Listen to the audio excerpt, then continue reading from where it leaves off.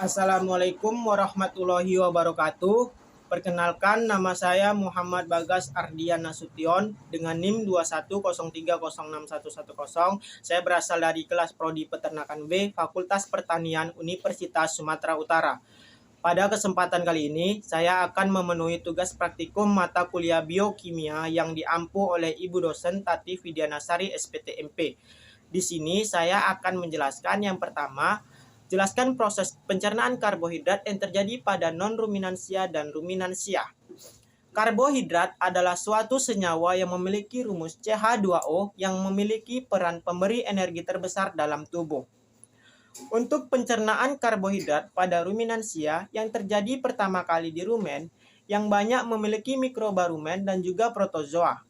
Pada pakan ruminansia terdapat bahan-bahan seperti fruktan, sukrosa, pati, selulosa, hemiselulosa, dan peptin yang merupakan senyawa polisakarida yang tidak mampu diserap secara langsung oleh ternak ruminansia.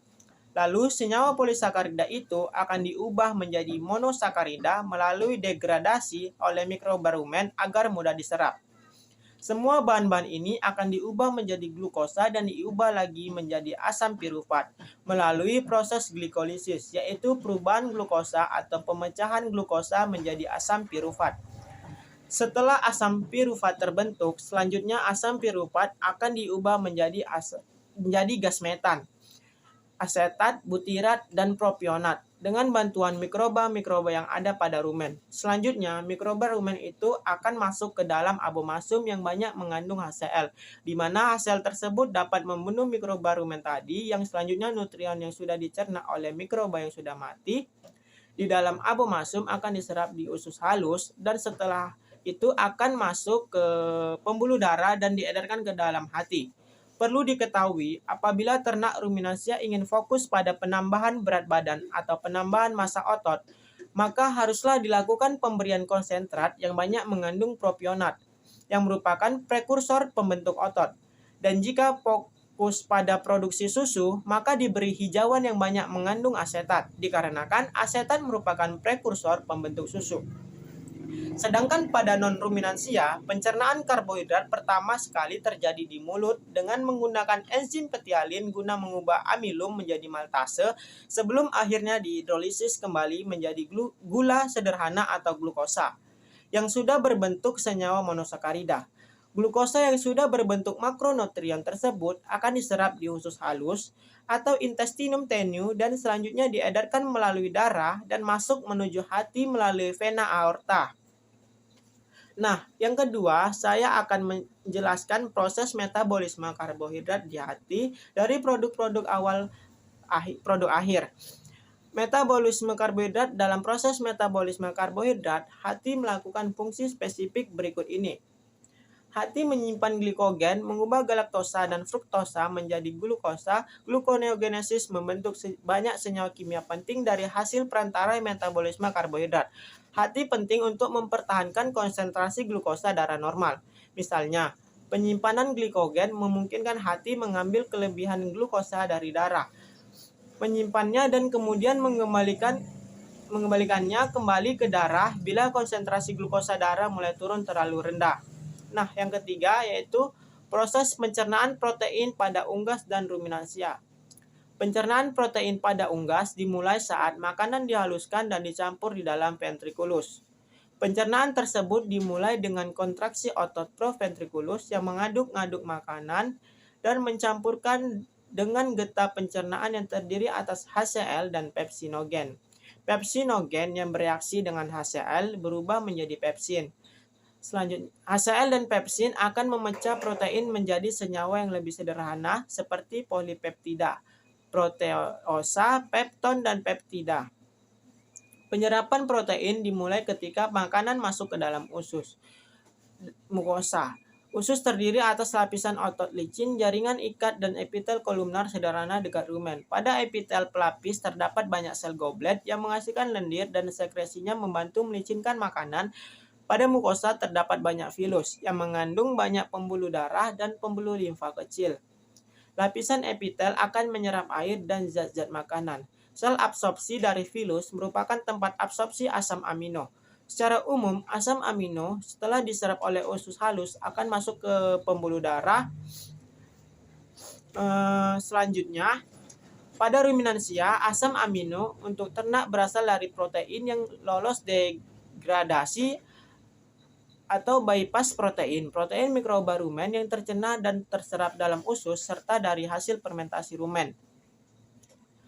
Perombakan protein oleh enzim proteolitik dalam rumen menghasilkan peptida dan asam-asam amino. Produk ini sebagian besar akan mengalami katabolisme lebih lanjut atau deaminasi, sehingga dihasilkan amonia atau NH3. Kegiatan deaminasi asam-asam amino menghasilkan amonia yang bersifat konstitutif, yang artinya bahwa mikroba rumen akan terus melakukan deaminasi terhadap asam amino, walaupun telah terjadi akumulasi amonia yang cukup tinggi di dalam rumen. Protein pakan dan NPN dalam rumen akan dirombak menjadi asam amino dan amonia untuk selanjutnya disintesis menjadi protein mikroba. Kemudian masuk ke dalam abomasum dan selanjutnya dalam usus kecil diabsorpsi masuk ke dalam aliran darah. Dalam rumen, sekitar 80% spesies mikroba rumen mampu menggunakan amonia sebagai sumber nitrogen untuk sintesis protein. Bakteri rumen adalah pengguna amonia sebagai sumber nitrogen yang paling efisien.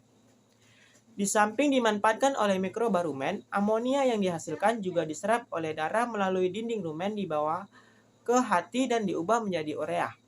Beberapa urea ini mungkin dikembalikan ke rumen melalui saliva dan juga langsung menembus dinding rumen. Tetapi sebagian besar dikeluarkan bersama urin dan kemudian dibuang. Selanjutnya yang keempat yaitu saya akan menjelaskan proses metabolisme protein yang terjadi dalam hati. Dalam rumen, protein pakan akan mengalami hidrolisa menjadi oligopeptida oleh enzim proteolitik yang dihasilkan oleh mikroba rumen. Oligopeptida selanjutnya akan diubah menghasilkan peptida dan asam amino yang bisa digunakan oleh sebagian mikroba rumen untuk pertumbuhannya, terutama oleh Bacteroides ruminicola, di mana bakteri ini mempunyai sistem transport untuk mengangkut asam amino ke dalam tubuhnya.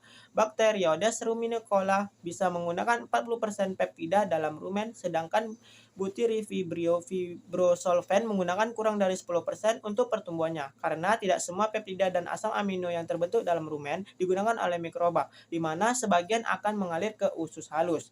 Nah, yang kelima, saya akan menjelaskan proses pencernaan lemak pada monogastrik dan ruminansia. Pencernaan lemak pada ruminansia dimulai dari aktivitas mikroba di dalam rumen terhadap lemak pakan yang akan membebaskan asam-asam lemak tak jenuh untuk kemudian diubah menjadi asam lemak tak jenuh tidak terserap ke rumen melainkan terus ke alat pencernaan bawah atau usus halus, di mana ia akan diserap dan menyatu dengan kilomikron. Kilomikron ini mengandung lemak dan protein serta mempunyai fungsi sebagai alat transport lemak dari usus halus menuju ke jaringan-jaringan tubuh. Di dalam usus halus, lemak dipecah menjadi asam lemak dan gliserol oleh enzim lipase. Gliserol meneruskan perjalanannya ke hati, sedangkan asam lemak tidak dapat langsung diserap oleh usus karena zat ini tidak larut dalam air. Penyerapan zat ini dipermudah oleh getah empedu yang akan mengemulsikan asam lemak menjadi suatu bentuk yang larut dalam air sehingga dapat diserap oleh sel mukosa usus halus. Lemak yang diserap masuk peredaran darah melalui vena porta ke hati melalui sistem limfatik dan ductus thoracikus. Sebagian dari lemak yang diserap, terutama yang masuk peredaran darah melalui sistem limfatik, dapat langsung disimpan dalam jaringan. Sebagian besar lemak yang diserap mengalami metabolisme dalam hati. Di sini tersedia suatu mekanisme yang mengangkut lemak dari hati menuju ke jaringan-jaringan. Sedangkan pencernaan lemak pada hewan monogastrik atau lambung tunggal, sebagian besar lemak dalam pakan adalah trigliserida, sedangkan selebihnya adalah fosfolipid dan kolesterol.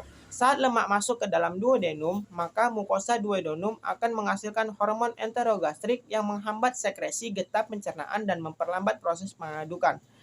Lemak yang diemulsikan oleh garam empedu dirombak oleh esterase yang memecah ikatan ester antara asam lemak dengan gliserol.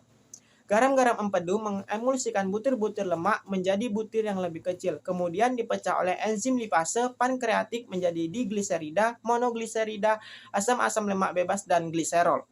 Penyerapan lemak dilakukan dengan mengkombinasikan dengan garam empedu. Garam empedu dibebaskan dalam sel mukosa dan dipergunakan asam lemak dan gliserol untuk bersenyawa dengan fosfat untuk pembentukan fosfolipid. Fosfolipid distabilisasi dengan protein dan dilepaskan dalam sistem getah bening sebagai globul-globul kecil yang disebut kilomikron yang kemudian dibawa ke aliran darah. Nah, yang keenam, jelaskan proses metabolisme lemak di dalam hati. Proses yang pertama adalah hidrolisis atau lipolisis. Pada proses ini, lemak akan diputuskan ikatan ester trigliserida, fosfolipid, dan glikolipid yang dilakukan oleh bakteri rumen. Pada proses ini dihasilkan asam lemak, gliserol, dan galaktosa. Hasil tersebut siap dimetabolisme secara lanjut. Asam lemak tak jenuh akan dijumpai juga pada proses ini.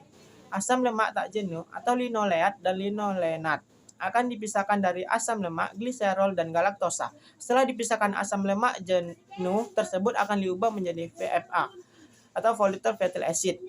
Kemudian bakteri anaerobiolipolitikal digunakan untuk hidrolisis trigliserida.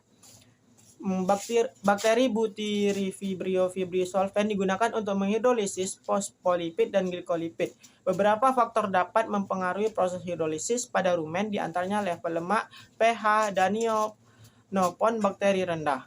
Proses kedua adalah hidrogenesi atau biohidrogenesi. Proses ini terjadi pada asam lemak tak jenuh hasil proses hidrolisis dalam rumen. Terjadi isomerisasi dari ikatan cis menjadi trans. Isomerisasi menyebabkan pengurangan asam lemak tak jenuh. Biohidrogenasi menyebabkan lemak esensial rusak namun ternak tidak mengalami defiensi.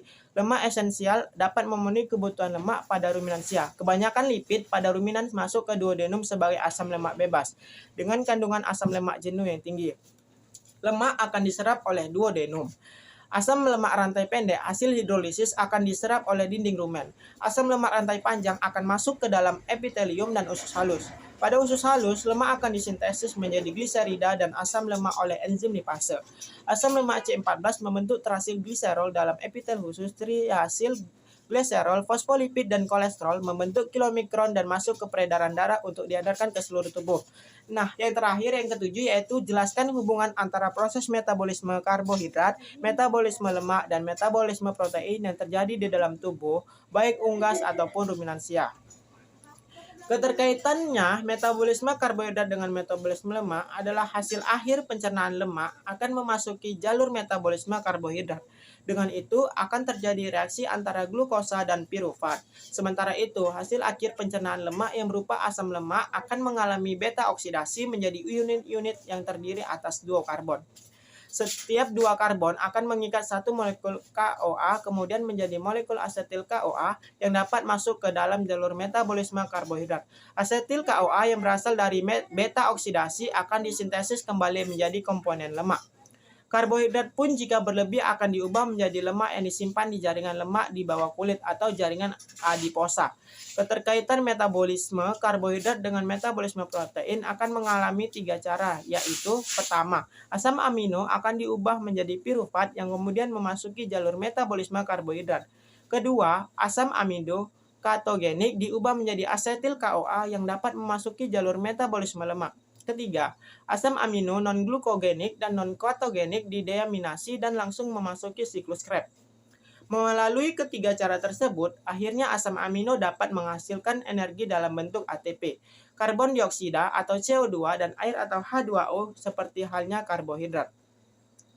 Nah, mungkin hanya ini yang dapat saya sampaikan. Lebih dan kurangnya saya mohon maaf. Saya akhiri dengan wabillahi taufiq wal hidayah. Wassalamualaikum warahmatullahi wabarakatuh.